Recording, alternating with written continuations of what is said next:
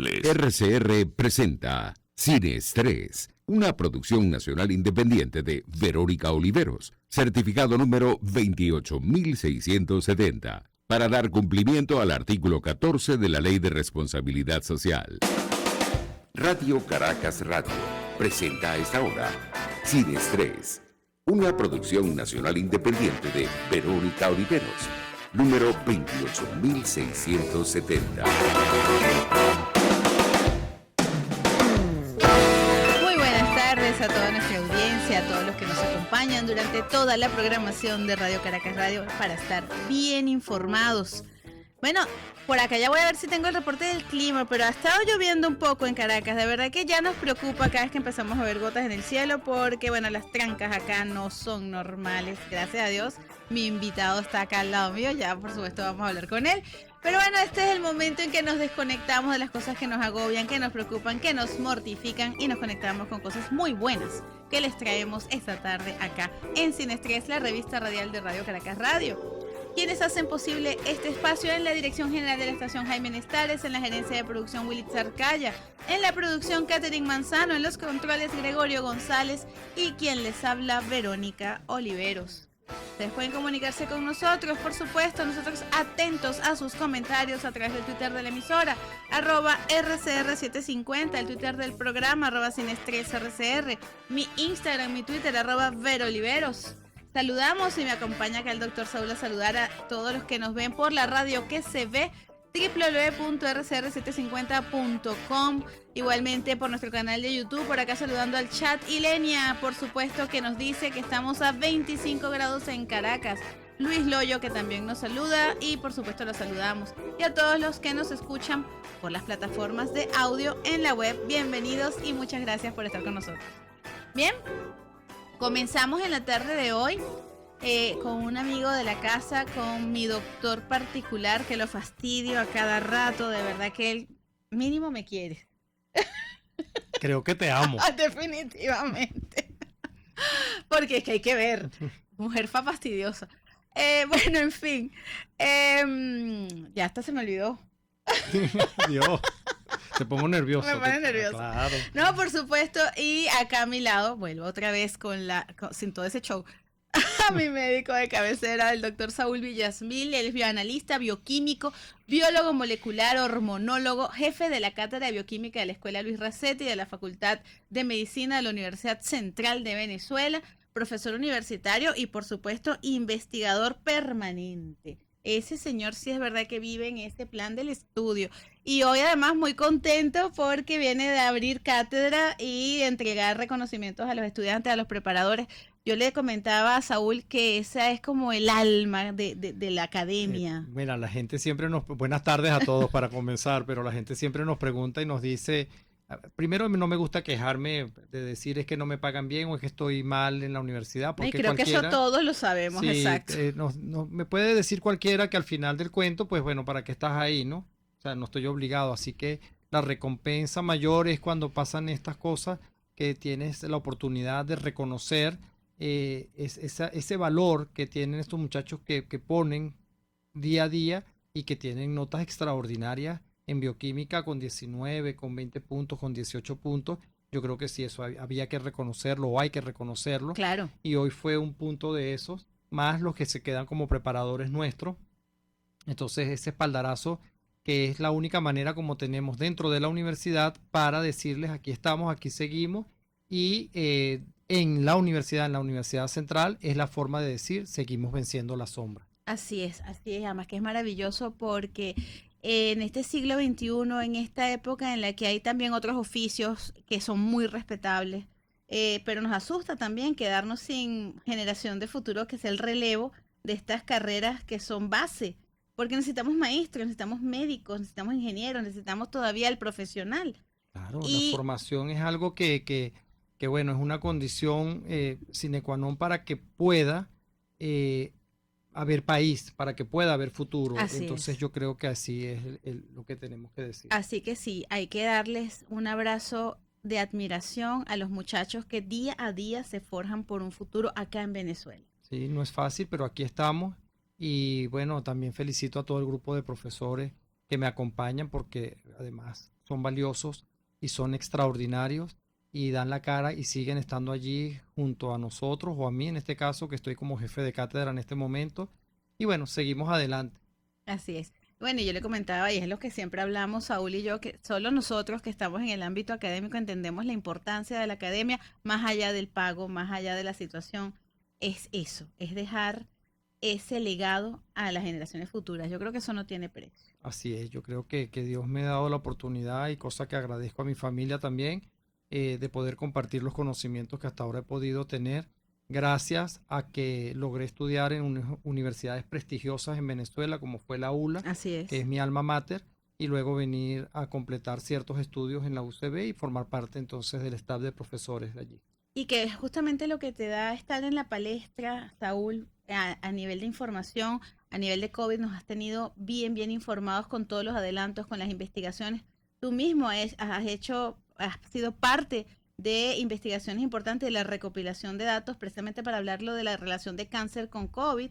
Exacto, sí, sí, publicamos y ahorita estamos terminando una publicación relacionada con lo que fue nuestra experiencia como tal, desde el punto de vista de laboratorio con los pacientes y cómo nosotros obteniendo pues esta recopilación de datos podíamos decir que un paciente estaba con COVID más fuerte, más severo, menos severo.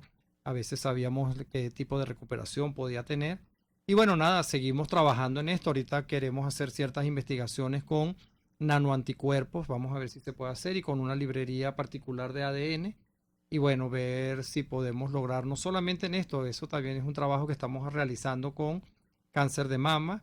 Quizás lo podamos hacer con cáncer de próstata y con un tipo de sarcoma en particular. Porque bueno, en alguna parte vamos entrando en materia, ya que por supuesto, además que hoy Saúl está vestido de azul porque este es el mes azul, el El mes de, Movember, como y le mes de llaman, en mostacho. vez del mostacho, así es, y donde entonces se hace un poco de conciencia o más conciencia con respecto a la salud integral del hombre. Generalmente octubre pues está dedicado a la mujer por ser el mes rosa, el 19 de octubre que es el día de cáncer de mama, el 17 de noviembre es el de cáncer de próstata. Sin embargo, también hay otras manifestaciones y otras situaciones de salud que en el hombre también hay que tener pendiente. Muy poco se habla, Saúl, por ejemplo, del cáncer testicular. Mira, sí, es súper importante porque efectivamente no solamente la enfermedad de la próstata para el mes, es la bandera y tiene que ser así porque este es un tipo de cáncer justamente que al igual que el cáncer de mama se puede diagnosticar muy a tiempo, bien sea a través de exámenes de la sangre junto con lo que sería el tacto rectal en este caso, pero se puede hacer muy pronto y eso es muy bueno. También podemos hablar de lo que es la prostatitis, que es simplemente una inflamación de la próstata por otros eventos, pero que también hay que tenerlo presente. El cáncer de mama en hombres, que también lo hemos ¿Es conversado, correcto? que en porcentaje es muy poco, pero existe, está y hay que tener cuidado. Y por supuesto, lo que sería el cáncer de testículo, que bueno, también forma parte de las enfermedades que podemos padecer.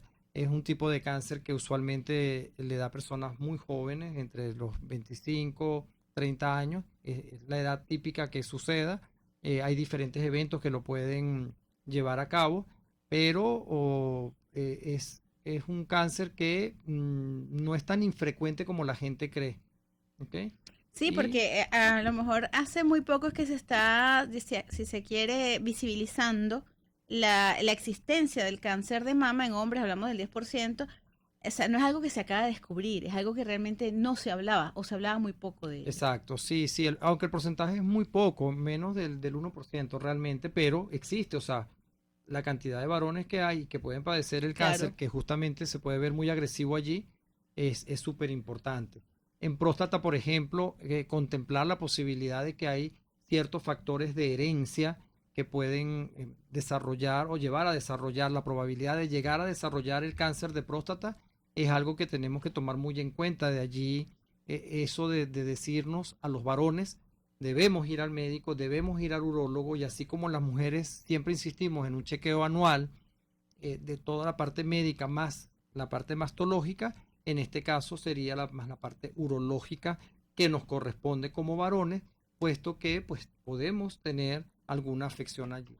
El cáncer de próstata, por ejemplo, es un cáncer que es bastante lento, Quiere decir que cuando te lo llegan a diagnosticar, quizás tengas mucho tiempo ya con el cáncer y en ese desarrollo de ese cáncer, si no has hecho las evaluaciones pertinentes, como el antígeno prostático en sangre, que pueda ir llevando a un indicio de que está pasando algo en la próstata, de la mano siempre con el galeno, en este caso el urólogo, Claro. eso es lo que nos va a dar la respuesta y nos va a permitir tener una calidad de vida excelente, extraordinaria. El cáncer de próstata no solamente es heredado, también el cáncer de próstata hay que tomar en cuenta que es uno de los tipos de cánceres que pueden estar o puede ser desencadenado por la testosterona, que es la hormona de los varones. Entonces, todo eso es una evaluación constante que hay que tener y, como siempre, pues mantener un equilibrio en el ritmo de vida, una vida lo más saludable, con ejercicio, por supuesto, y yo creo que eso es parte importante de lo que debemos reforzar en este mes. Bueno, y una cosa que nos comentan a veces de forma errónea, he escuchado personas que dicen, no, para prevenir el cáncer. El cáncer no es prevenible, el cáncer es detectable a tiempo. Hay dos cosas. Desde un punto de vista... Porque ahí viene la genética, creo yo, exacto, que está es la ligada ahí. parte... Ajá. Exactamente. Bueno, desde el punto de vista bioquímico, y yo hablo de bioquímica, yo sé que todos los que ya me conocen o los que me están oyendo por primera vez vieron que me dedico a la bioquímica como tal. En esas rutas metabólicas para la formación de testosterona, que es un andrógeno, viene de colesterol a el andrógeno en este caso y después al estrógeno, que es el de las mujeres. Entonces, por eso tanto varones como hembras tenemos las hormonas, pero unos en mayor cantidad que otras.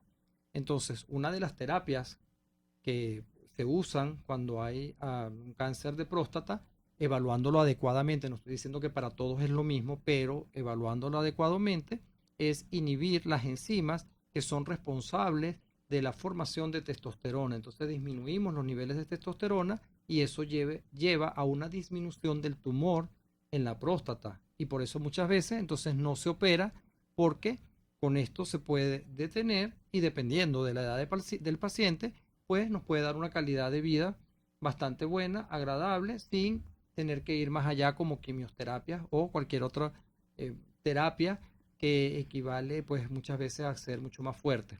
Por ejemplo, como cuando hay una metástasis. Claro, claro, y definitivamente va a otras partes del cuerpo. E incluso entiendo que en los primeros estadios está generalmente hasta encapsulado, o sea que es mucho más sencillo en la mayoría de los casos. Sí, justamente cuando O sea, está cuando comenzando. llega a metástasis es porque no se hizo absolutamente nada. Exactamente, pero bueno, porque muchas veces no hay. Fíjense, me gustaría hacer un toque técnico aquí con esto. ¿Cómo no, doctor? En la uretra, que es justamente como un tubo, una manguera, al alrededor va a estar en un sitio específico la próstata. Usualmente cuando la próstata comienza a crecer, bien sea por prostatitis, por hiperplasia prostática, que tampoco es cáncer, simplemente es una hiperplasia, o por el mismo hecho de que hayan crecimiento de células malignas, neoplásicas malignas en este caso, pues el crecimiento no necesariamente tiene que ir hacia la luz del tubo. Entonces, por lo tanto, tú puedes pasar mucho tiempo, pero muchísimo tiempo, o quizás nunca, vas a sentir que hay disminución del chorro, o que tengas problemas de nicturia. Y incluso puedes decir, no, yo no tengo ningún problema relacionado con la próstata. Exactamente. Y vas a tener las erecciones bien, vas a tener todo bien, pero cuando descubren el cáncer, descubren que es que el tumor no creció hacia la luz del tubo, sino hacia la parte interna. Y en ese caso, el índice, siempre se me olvida el nombre, el prostático. El antígeno prostático. El antígeno, que el antígeno es la palabrita que se me olvida.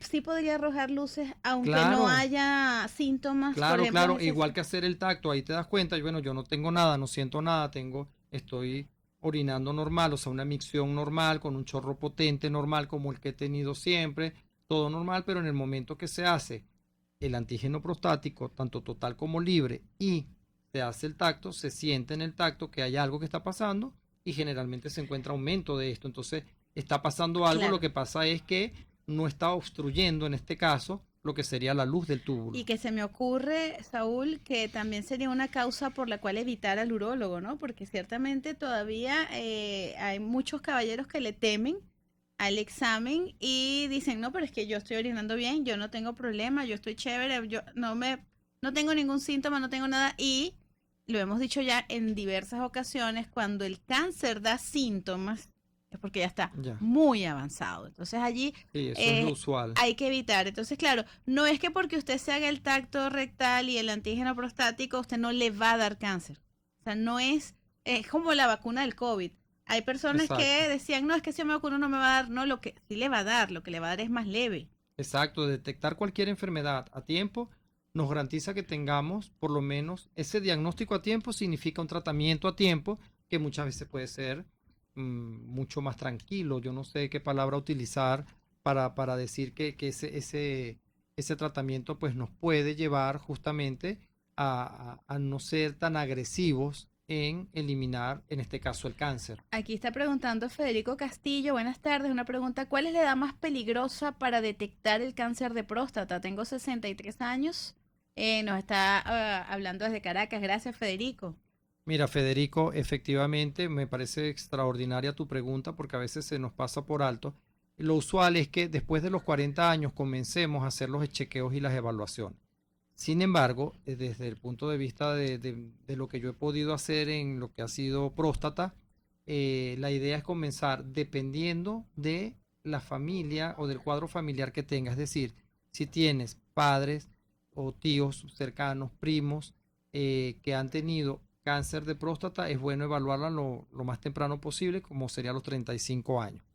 Pero no solamente este tipo de cáncer, porque en las familias también hay relación de mutaciones en genes específicos que están relacionados con cáncer de mama, con cáncer de estómago, con cáncer de páncreas, que están directamente relacionados con que se pueda desarrollar cáncer de próstata. Entonces, como les digo, para eso uno hace todo el chequeo y hace lo que se llama pedigrí, que es todo ese árbol genealógico desde el punto de vista genético, y se le puede dar quizás alguna probabilidad de que padezca la enfermedad. Si la probabilidad es muy alta, entonces se tienen que comenzar chequeos a más temprana edad. Pero usualmente lo recomendable es a partir de los 40 años, anualmente hacerse todos los chequeos. En el laboratorio clínico pueden hacerse el antígeno prostático y, como siempre les digo, de la mano del médico.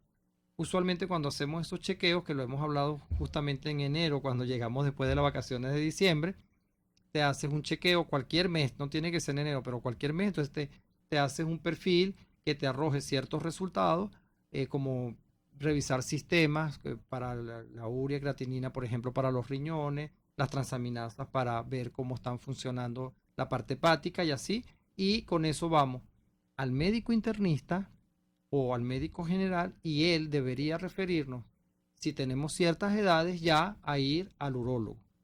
O sea, que no necesariamente porque tenga mayor edad, tengo mayor riesgo, como podría pasar, por ejemplo, que a las mujeres nos dicen después de la menopausia, a lo mejor hay El riesgo es mayor. El riesgo Sí, es mayor, exacto. aquí entre más edad, el riesgo no necesariamente es del cáncer como tal, sino si no se desarrolla cáncer, puede ser una prostatitis o simplemente una hiperplasia que se da de manera natural. Y que siento que es bastante Sobre común, todo, la sí, hiperplasia porque uno prostática está ya benigna. más grandecito, está más sentado, más tiempo, de alguna manera un poco más sedentario. Oye, pero eso es algo bien interesante.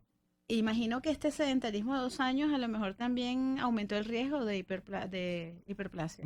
Sí, pero más que por estar sentado, el sedentarismo lo que llevó fue a comer de más o cosas que no debíamos comer por una serie de Sí, circunstancias, todos estamos más aumento gordos. de colesterol, triglicéridos, pero particularmente el colesterol, Es que como verdad. les dije, que es el que se termina transformando en la testosterona y después en la dihidrotestosterona, que es la que nos da las características masculinas secundarias. Bueno, nos vamos a ir al corte.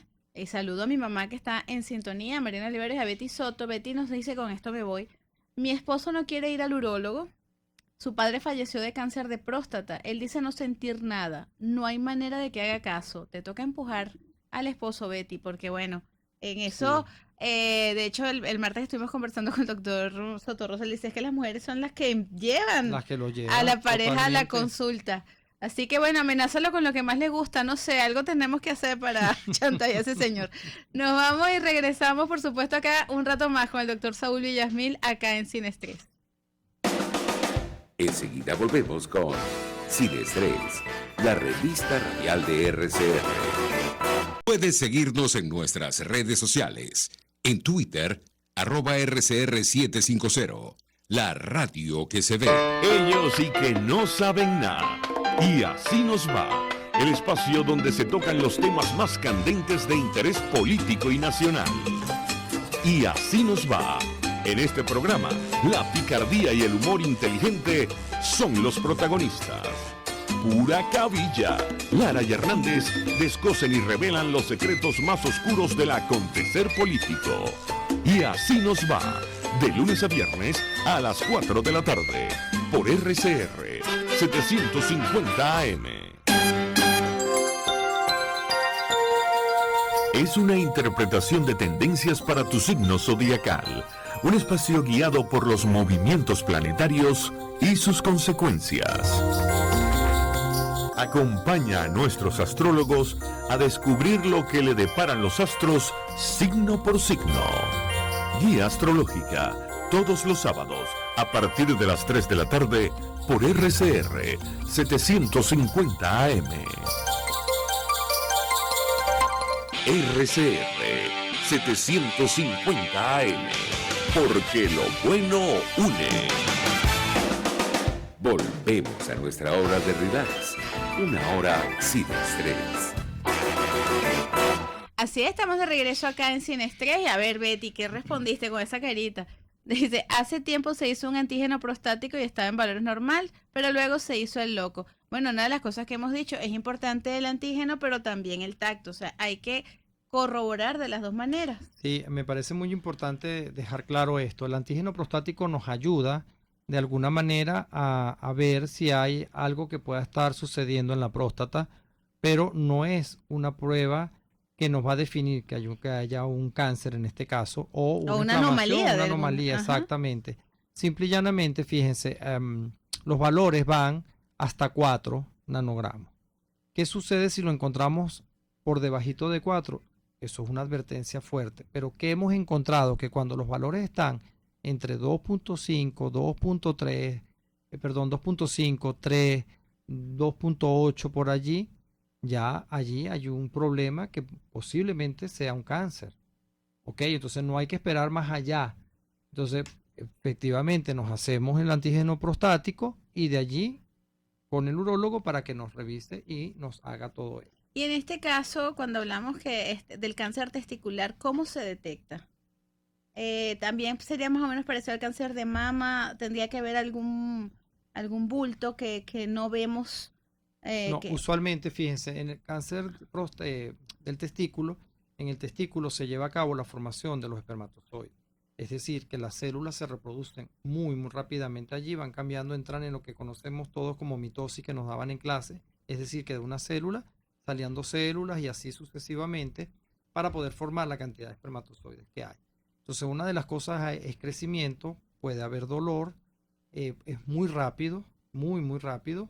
Y entonces hay ciertos marcadores tumorales, como por ejemplo comienza a formarse una hormona, la hormona típica del embarazo, que se puede aumentar porque justamente hay un problema allí. Entonces hacemos eso, hacemos LDH, que también lo hacíamos para COVID, y hacemos otro grupo de antígenos, de marcadores tumorales que nos pueden llevar a un diagnóstico junto con la clínica.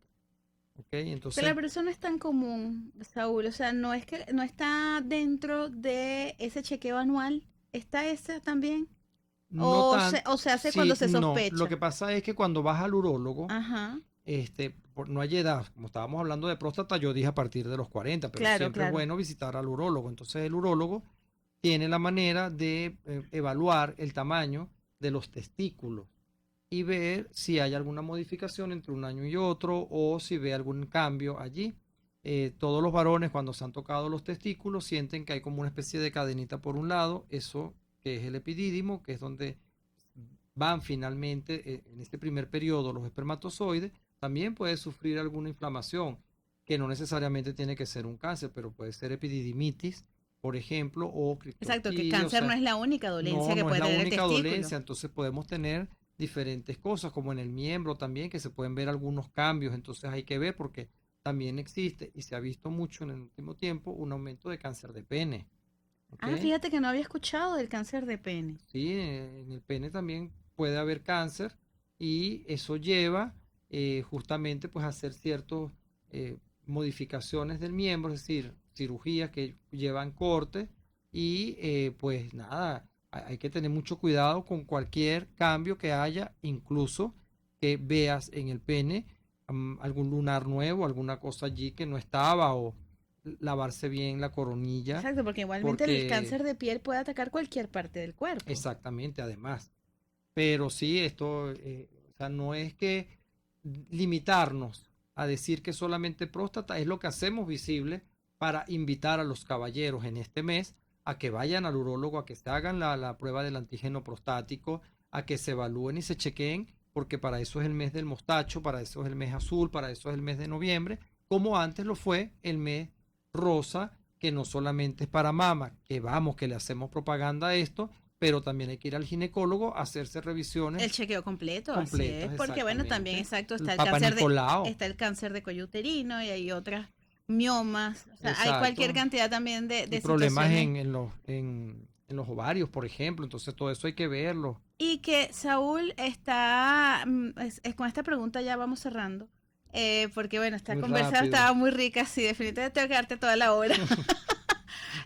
Y es que esto que tú hablabas de este árbol genealógico, genético, cuando estamos viendo que hay a lo mejor una propensión al cáncer en la familia, solo es recomendable para eso cuando hay cáncer en la familia. Alguien que, por ejemplo, diga, yo no tengo historial de cáncer, pero me gustaría hacer ese escaneo. No, fíjate que hay otros tipos de enfermedades que no son cáncer. Exacto. Problemas de fibroma, la fibrosis quística, La fibrosis quística. No, si los fibromas son una cosa seria. Otra cosa. Pero la fibrosis quística, por ejemplo, pues es una patología heredada y que es monogénica, es decir, un solo gen se modifica y produce la enfermedad.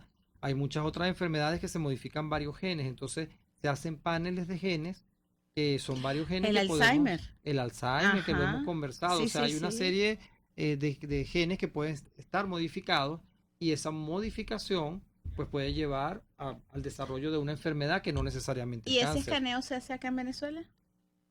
Por ahora yo no tengo conocimiento, que yo tenga conocimiento. Yo creo que algunas clínicas lo están comenzando a hacer. Ahora hay cierta apertura para esto.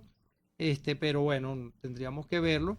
Usualmente yo ahorita en este momento, como estoy haciendo ciertos cambios en el laboratorio, pues no estoy... los vi, claro no estoy, que sí. Exacto, no estoy en Estamos en la parte genética, millón. Sí, entonces estamos tomando ciertas muestras y con el asesoramiento y el consejo genético que le damos, podemos mandar a hacer algunas cosas. En el exterior no es económico, entonces siempre yo buscando la parte que nos salga mucho mejor, entonces ver en eso. Claro, que es un estudio bien, sí, porque tampoco es, hágame específico. Todos los genes, porque además vale la pena hasta qué punto psicológicamente nos puede afectar.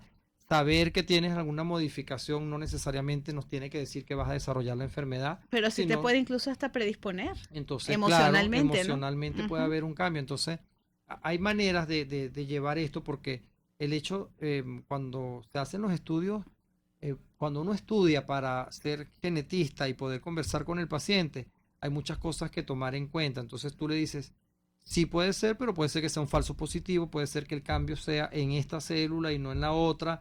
O sea, hay una serie de cosas que hay que tomar en cuenta y no ir de buenas a primeras, simplemente a decir este cambio y te va a dar o te va a producir esto. Se me ocurre que hacerlo muy, muy popular puede incluso incrementar a la gente que sufre de hipocondría, con el hipocondrismo, ¿no? Porque, oye, no, me va a dar esto, estoy acá. O sea, de verdad que creo que no, y hay que evaluarlo. Que es bueno hasta cierto punto. Y lo principal es evaluar la familia completa, saber qué posibilidades hay desde el punto de vista familiar, haciendo esa historia familiar adecuada, ese pedigrí que yo les digo, ver papá, mamá, hermanos, pero a veces cuando lo estás haciendo, entonces, en lo típico cuento latinoamericano, no tienes papá, no lo conoces, la mamá nunca te dice quién es, entonces no sabes cuál es esa familia. Exacto, no tienes la historia familiar del lado paterno. Sí, o simplemente el señor se fue, sabemos quién es y todo, pero no sabemos ni si está vivo, si está muerto, de qué murió, ese tipo de cosas. Igual que ahora, en esta nueva era, gracias a Dios, ¿no? Tenemos una sobrevida mucho mayor, entonces, pero nuestros abuelos o nuestros tatarabuelos no las tenían, entonces una persona de 30, 40, 50 años ya moría, entonces no sabíamos si iba a desarrollar Alzheimer, si iba a desarrollar algún tipo de cáncer o algún tipo de patología típica de la vejez. No sé si tengo ese gen porque no llegué allá. Exacto. Entonces bueno, a veces yo siempre digo que el que busca encuentra. Si hay cosas que hay que buscar, pero ¿Cómo hay que no? tener... Eso hay que aplica estar- a todo, Eso doctor. aplica a todo, claro. Bueno, Hay de que verdad ser comedido. qué rica esta conversa. Pero bueno, quienes quieren, por supuesto, no van a hacerse el escaneo todavía, porque es que yo estoy segura que en lo que eso llega a Venezuela, Saúl lo va a tener. O sea, Sí, lo Dios sé, quiere. lo sé. Voy Pero a hacer bueno, el que lo voy a poner allí a valer. justamente las coordenadas del laboratorio y Claro. también, por supuesto, las coordenadas de tus reseñas que son muy buenas encima de 360 News. Ah, bueno, ahora estoy, yo no sé cómo se llama eso, columnista, articulista. Estás como articulista.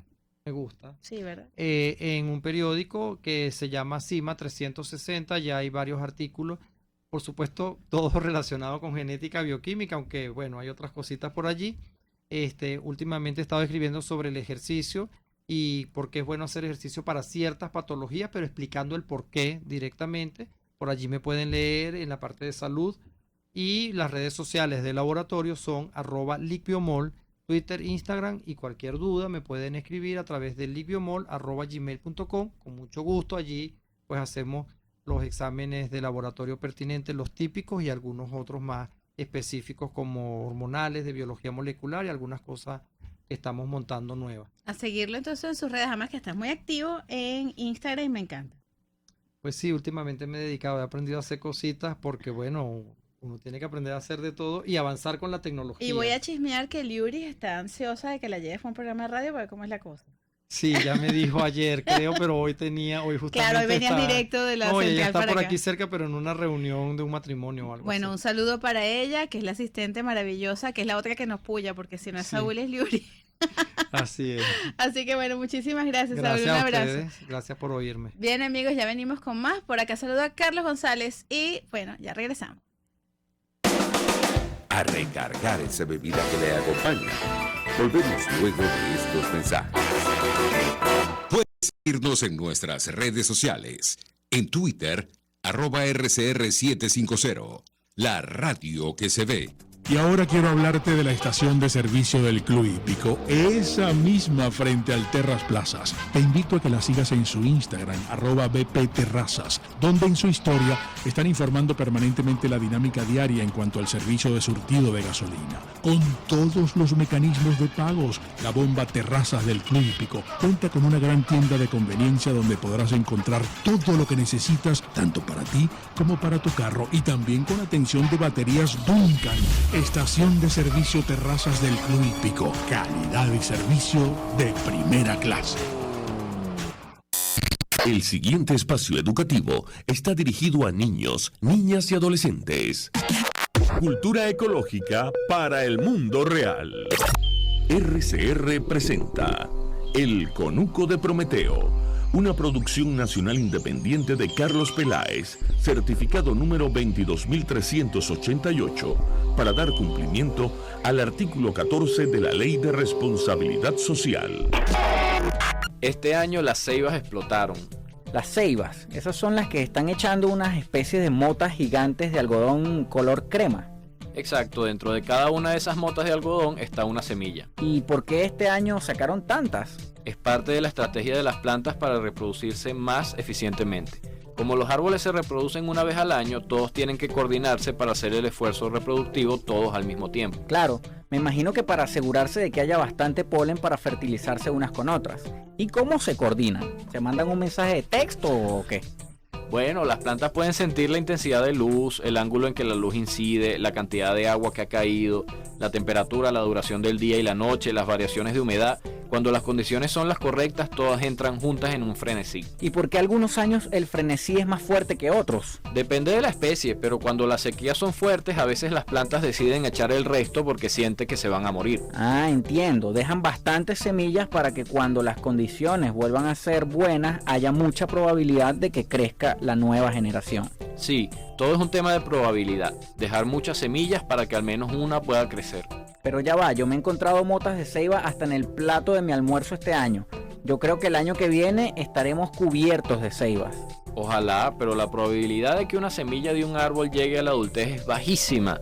1 en millones, por eso tienen que producir tantas. ¿Y por qué tan baja probabilidad? Piensa en esas semillas de ceiba. Evidentemente tienen un sistema increíble para transportarse con el viento. Sí, bueno, el algodón hace que el viento las eleve por el aire y luego cuando caen, como son redondas, bueno, cualquier vientico las sigue rodando. Sí, y eso es bueno porque así las semillas terminan en lugares muy diferentes y aumenta la probabilidad de que al menos una esté en un lugar que le permite crecer.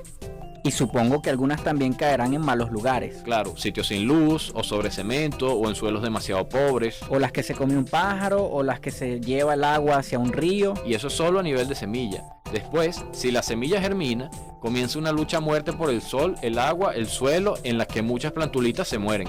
Y también se las pueden comer los insectos y algunos herbívoros. Y como nos pasa a nosotros, pueden enfermarse por virus y bacterias. O las mata un incendio. O las corta una persona. El hecho es que un árbol que llega adulto ha tenido que vencer muchísimas probabilidades en contra. ¿Cuánto puede vivir un árbol? Depende de la especie y de las condiciones. Algunos viven 30 años, otros llegan hasta 4000 años. Una ceiba sana puede llegar a 500 años. Pero una cosa es cuánto puede llegar a vivir un individuo y otra cosa es el promedio de edad que alcanzan los árboles y su esperanza de vida. Claro, si sacas la cuenta, incluyendo todos los árboles que no pasan de ser una pequeña plantica recién germinada, entonces la esperanza de vida de un árbol es de apenas algunas semanas. O sea que los árboles que vemos adultos son ancianos sobrevivientes. Y como pasa con los humanos que han vencido las probabilidades, tenemos mucho que aprender de ellos. RCR presentó El Conuco de Prometeo, una producción nacional independiente de Carlos Peláez, certificado número 22388, para dar cumplimiento al artículo 14 de la Ley de Responsabilidad Social. RCR 750 AM, porque lo bueno une. Le invitamos a sentarse cómodo y disfrutar. Estamos sin estrés. Así estamos de regreso acá en Sin Estrés y bueno, con una visita muy especial, de verdad yo me siento honrada por tenerlos acá y estamos hablando, aquí a mi lado está el profesor Omar, si lo digo bien, Marcin Stonowski. Stonowski, casi lo digo perfecto. Director del Centro de Estudios Avanzados sobre Población y Religión, y la profesora Silvana Gómez, y así es venezolana, es nuestra. Sí, perfecta pronunciación. Gracias. Ella es abogada especialista en Derecho Internacional y Gestión de Proyectos y actualmente también pues está como presidenta, ¿no? Eso lo vamos a conversar ahorita, pues que no lo tomé completo y es precisamente de qué estamos hablando, el Centro de Estudios Avanzados de Polonia. Realizan estudios en Venezuela, por eso están acá, y en países vecinos sobre las recientes migraciones. Sabemos, y lo que comentábamos fuera del aire es esto, que el fenómeno de la migración en Venezuela es relativamente nuevo. Si hemos visto que ha habido movimientos internos, a lo mejor en otros pueblos de América Latina, incluso que hemos recibido históricamente acá en Venezuela, y ahora es al revés. Ahora vemos que pues parten los hermanos venezolanos a estas tierras y a otras. Estamos hablando de muchas partes del mundo. Por supuesto, bienvenidos. Y bueno, ¿este estudio en qué consiste? Marcia, bien. Yo, bueno, muchas gracias en primer lugar por invitarnos a tu programa Sin Estrés. Tratando. Y parte, fíjate que es eso, es como estudiar un poquito el estrés. Es parte de la investigación estudiar un poco el estrés.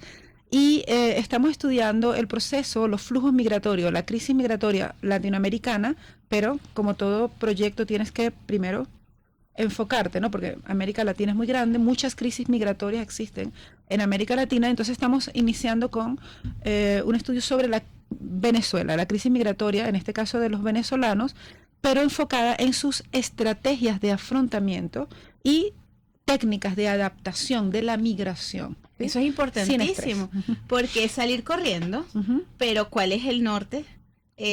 ¿Con qué me voy? ¿A dónde voy a llegar? ¿Qué voy a encontrar? Es decir, son muchos factores que generan estrés. En principio, a lo mejor tomo la decisión de que salgo corriendo, me voy huyendo, el país me bota, por decir algo, y ahora ¿qué hago yo con mi vida? Y voy a otros países que históricamente han venido al nuestro porque quieren salir también del suyo. Entonces, es bien complejo, ¿no?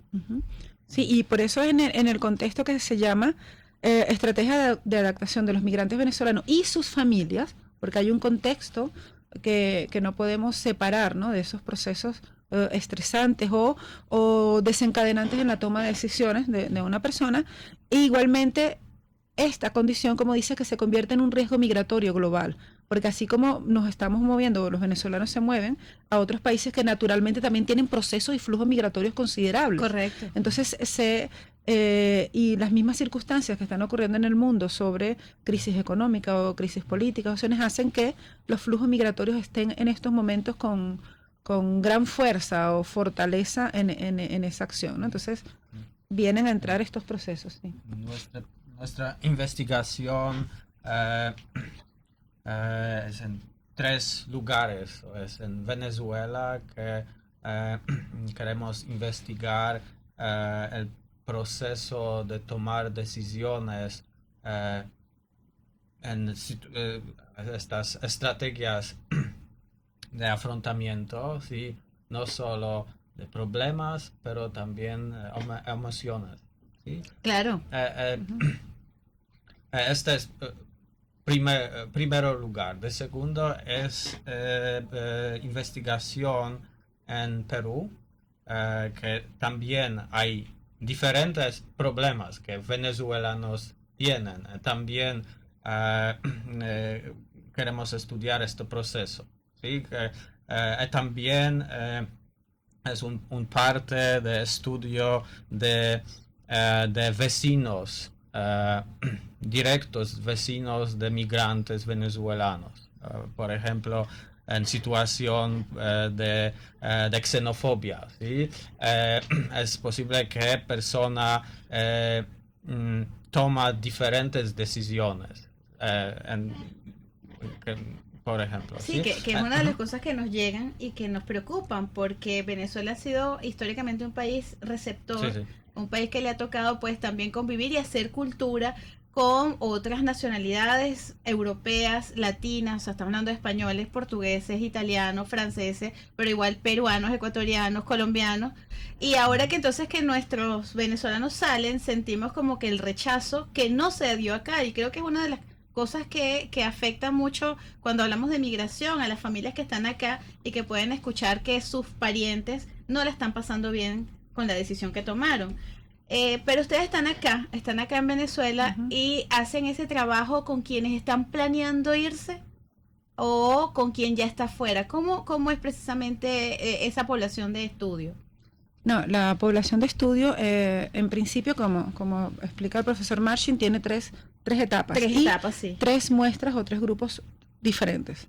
Por ejemplo, acá en Venezuela se está levantando, se debe levantar una muestra de información sobre el perfil psicológico en general del venezolano. ¿Pero el que quiere irse? No, todos. Sin querer irse. Okay. No, en este momento de una muestra no sabemos si se quiere ir o se va a quedar. Es un perfil de cómo el venezolano afronta una situación, un problema, cómo es su perfil de estrés o perfil psicológico, ¿no? En una situación.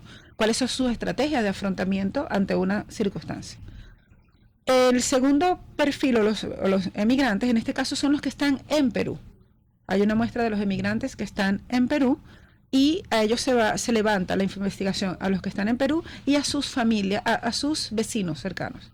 En Perú se van a entrevistar solo migrantes venezolanos que vivan en Perú y a los vecinos de esos migrantes que participen en la investigación. Además, que es muy interesante que sea Perú precisamente porque a lo mejor es donde conseguimos y hemos escuchado como que noticias más ligadas a la homofobia, uh-huh, con respecto a los países de América Latina. No quiere decir con esto que en los demás no lo haya, uh-huh, pero de alguna manera como que nos llegan más noticias desde allá. Uh-huh. Entonces ver precisamente cuál es ese fenómeno. Exacto. ¿No? Y el tercer grupo es, pero más a una distancia más larga, que es en este caso a los que están en Europa. O los que se mueven en Europa. Adicional, en Venezuela o deben entrevistarse a los familiares de estas personas que participan en este estudio en Perú.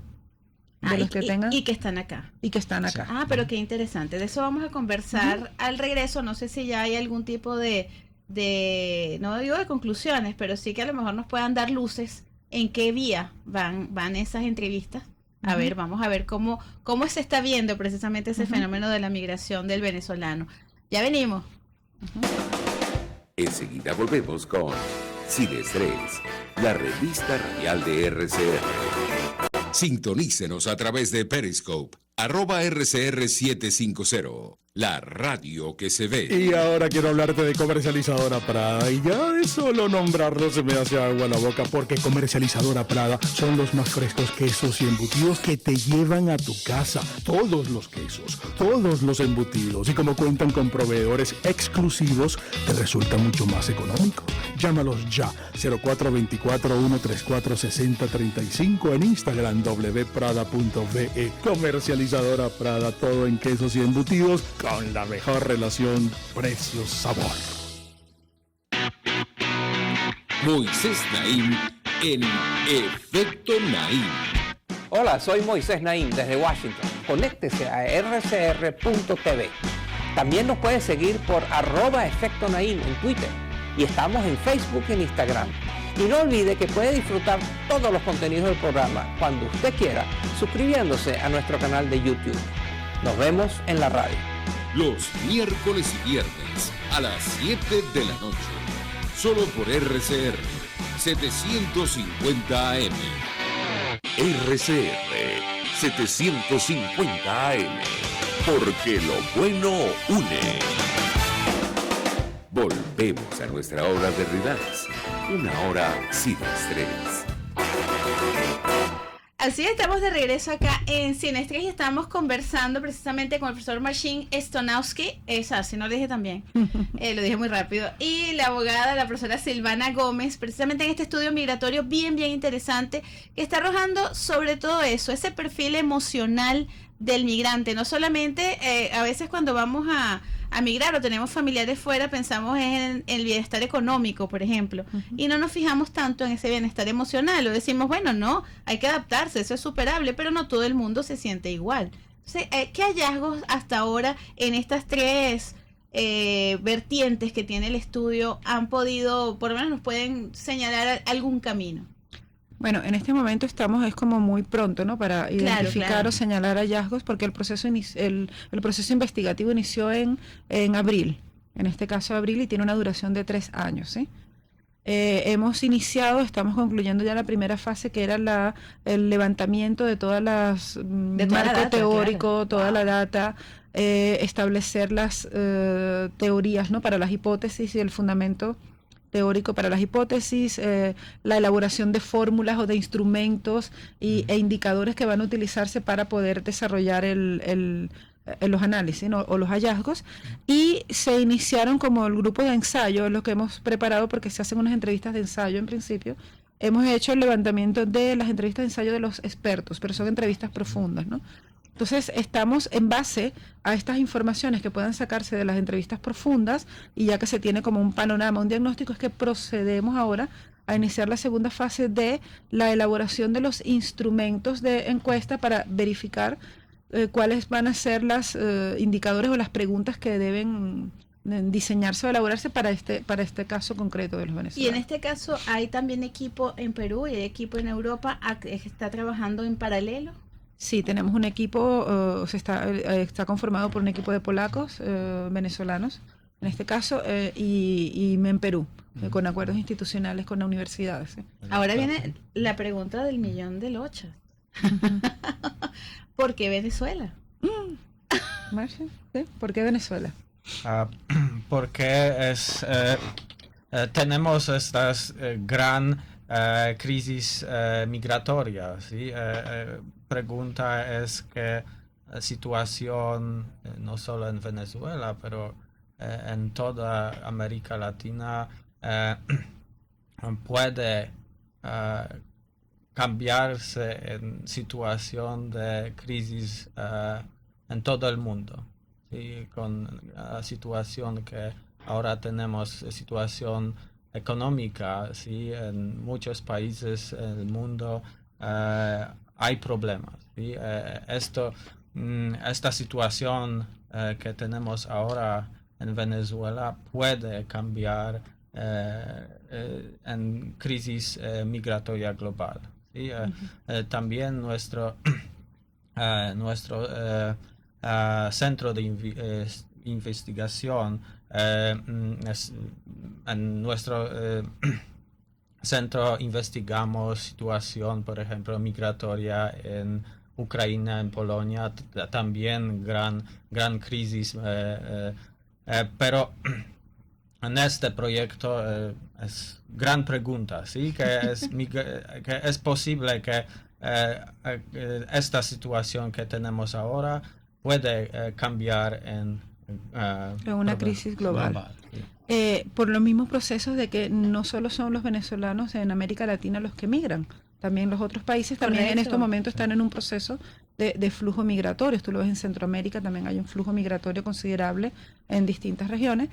Y una de las cosas que también hacen atractiva a la academia o a la investigación de por qué es estudiar el caso del flujo migratorio venezolano, en primer lugar es que no existen estudios o no existía como esa posibilidad o forma de poder estudiar un proceso migratorio en Venezuela como con venezolanos. Claro. ¿Por qué? Porque Venezuela siempre recibía, como decías al principio, recibía migrantes y los movimientos o los flujos migratorios que ocurrían en ese tiempo no eran procesos como en ese momento que pudieran generar o impactar como para desarrollar una investigación de qué está pasando, ¿no?, con la gente.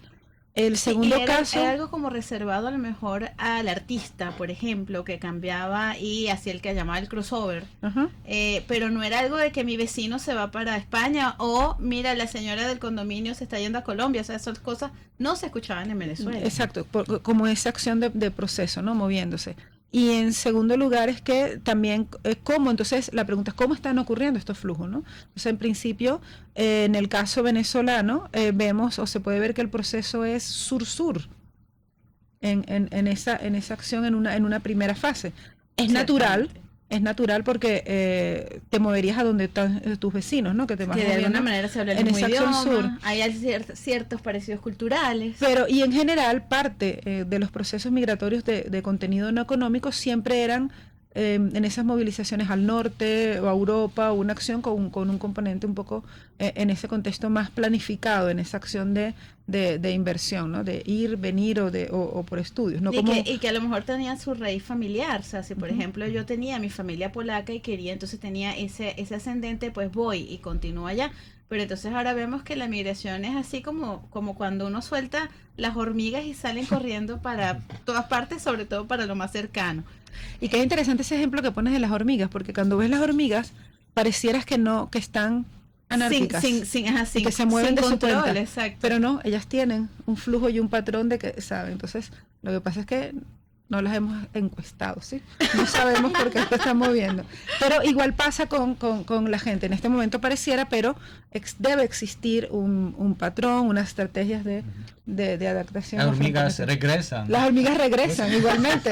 Regresan al exacto, ellas salen, exploran y regresan. Ajá. Aquí hay algunos que han regresado y también yo creo que eso sería una experiencia interesante saber por qué se regresan. Porque el país, entre comillas, está más o menos igual. En algunos diríamos que está peor, o sea que habría que chequear realmente todas esas variables, porque yo creo que es inmenso, ese estudio es inmenso, sobre todo ese fenómeno de que en Venezuela no lo era. Sí, y es que en el regreso, el regreso es una decisión también del proceso migratorio ya en el país, en el de acogida. Tú tienes la opción, hay un problema ahora, un afrontamiento, cómo lo recibes, y tú tomas una decisión. ¿Me quedo? Es decir, si la situación es económica, tú puedes decir, busco 2 trabajos, trabajo más, rindo, me mudo a un lugar más pequeño, etcétera. Son muchas decisiones que puedes tomar.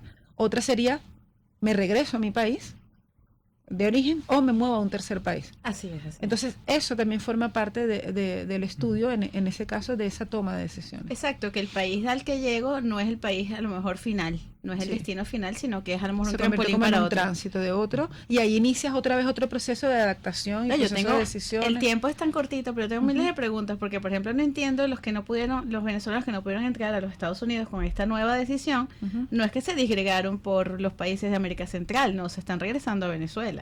O sea, no quieren estar en Costa Rica o en otro país. Entonces es también así como que no, si no es Estados Unidos, pues no es ninguno. Entonces, habría que estudiar en ese caso, por eso te digo, la motivación que los lleva a hacerse.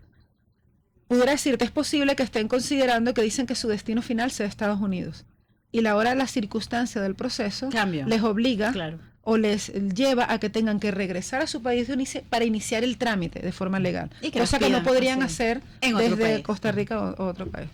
Bueno, también hay opciones, no solamente son los Estados Unidos que los tienen así. Muchísimas gracias, de verdad que yo creo que esto es importantísimo que se conozca qué está ocurriendo y que como las hormigas, no es que van a regresar, sino que buscar cuál es ese plan que tienen las hormigas que sí existe y es importante conocerlo. Me gustaría muchísimo y por acá voy a comprometer a Natalia que nos está aquí acompañando a que por supuesto con este estudio más avanzado me encantaría que conversáramos cómo van pues estos adelantos, porque yo creo que es algo bien importante en la historia de la ciudadanía venezolana, saber lo que está ocurriendo acá. No sé si tienen alguna coordenada donde uno pueda también apoyar o si hay alguna forma también de contactarlos. Sí, podemos dar nuestra página web que es www.kraków.pl. Excelente. Que es la página de la universidad, y la del centro es igual, Caspar, www.caspar.uek.kraków.pl. Bueno, de verdad yo les agradezco muchísimo esta visita y esta conversación porque, bueno, qué bueno saber que y siento yo que es un estudio favorable para el venezolano y no solamente la crítica que escuchamos tanto, ¿no? Así que de verdad lo agradezco infinitamente, yo creo que en nombre de muchas personas que estamos oyendo esta tarde. Bien amigos, nos toca despedirnos y lo vamos haciendo rapidito a nombre de Jaime Nestales en la dirección general de la estación, en la gerencia de producción Willy Zarcaya, en la producción Catherine Manzano, en los controles Gregorio González y quien les habló como cada tarde de lunes a viernes y de 3 a 4 de la tarde, Verónica Oliveros. Nos escuchamos y nos vemos mañana.